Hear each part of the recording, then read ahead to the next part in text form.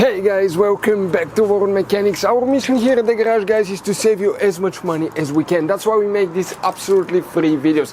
Let's go ahead and start on it now.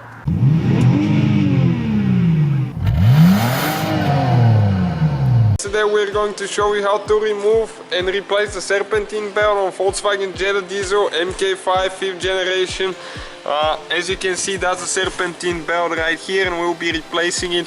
What you need is a 17 millimeter wrench right there, and you need to apply it right there on that tensioner, okay, like that, and you need to go clockwise now, and it will release the belt. And once you do that, there will be a lot of pressure, but when you do that, you can just go ahead and pull the belt out. As you can see, it's really limited room. Okay, pull it out from the alternator like that, and now you can let go. Just be very careful because that thing is spring loaded.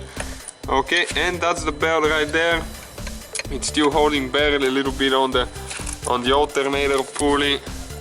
Wish we had more room to show you guys. Okay, now it fell all the way down. We'll have the diagram as well, so you can see exactly where it needs to go, because it will be very hard to show you since it's so close to the body.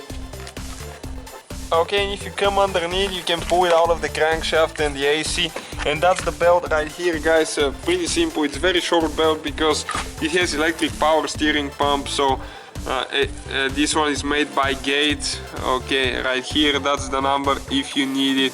And you can see this one has some significant damage and wear. All the cracks, that's not going to last very long, so definitely will need to be replaced. Alright guys, next, in order to install the Serpentine belt, it's pretty simple because that car doesn't have too many pulleys. That's the crankshaft right here, this is the AC, and this is the alternator, and this is the tensioner pulley. So pretty simple, guys. You need to go in that order, and it's hard to show you exactly because it's very limited room. You need to install it on the crankshaft first, just like that. Make sure everything is lining up pretty good, and after that you need to come on top and grab it with your hand.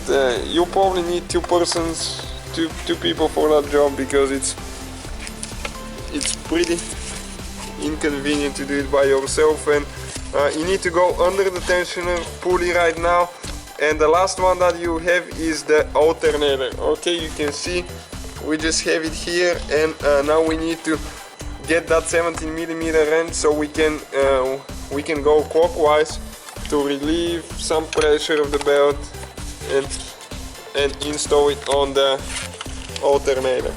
Okay, right like that, and now you just let it go. So that's, guys, the whole procedure. You need to make sure everything's lining up good. Go ahead and start the car, make sure the belt stays on.